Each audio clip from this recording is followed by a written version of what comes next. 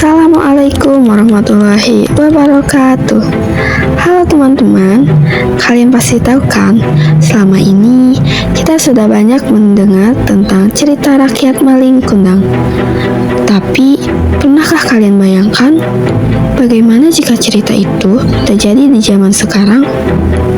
Nah, hari ini kami kelompok 1 akan membawakan sebuah video storytelling yang berjudul Malin Kundang ketika kesuksesan menghapus ingatan.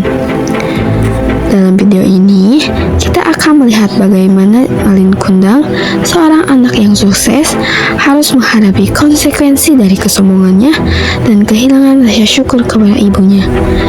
Jadi, mari kita simak cerita Malin Kundang yang telah kami sajikan dengan cara yang unik dan menarik. Selamat menyaksikan.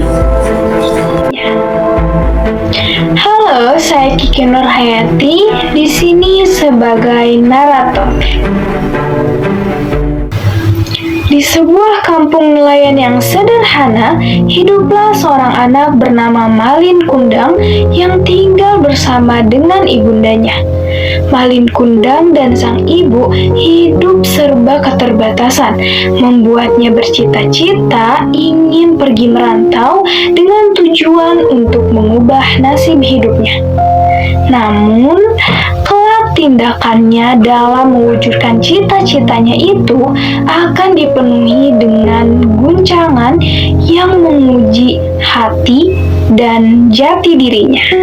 Perkenalkan, nama saya Iksan Kurniawan. Saya akan menyampaikan cerita ini dari sudut pandang Malin Kundang. Aku merantau dengan harapan bisa membawa kehidupan yang lebih baik. Aku bekerja keras untuk mewujudkan harapan itu. Dan pada akhirnya semua itu terwujud dengan dikenalnya aku sebagai saudagar yang kaya raya.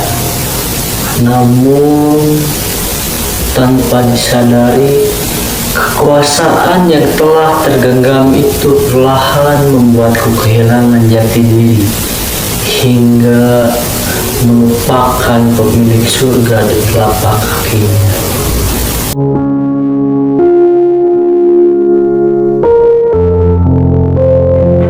Halo, perkenalkan nama saya Maili Dana Harin. Saya di sini berperan sebagai Ibu Malin Kundang. Aku menunggu Malin dengan doa yang tak pernah putus. Bagiku, kebahagiaan seorang anak lebih penting daripada harta ataupun kemewahan. Aku hanya ingin melihatnya dan mengingat bahwa ia masih memiliki seorang ibu. Halo, perkenalkan nama saya Nadia Nisa Nurhana yang akan menyampaikan cerita ini dari sudut pandang istri Malin Kundang. Aku mengenal Malin sebagai laki-laki kaya dan terhormat. Namun, saat seorang wanita tua itu datang dan mengaku sebagai ibunya, aku melihat kegelisahan di wajah Malin.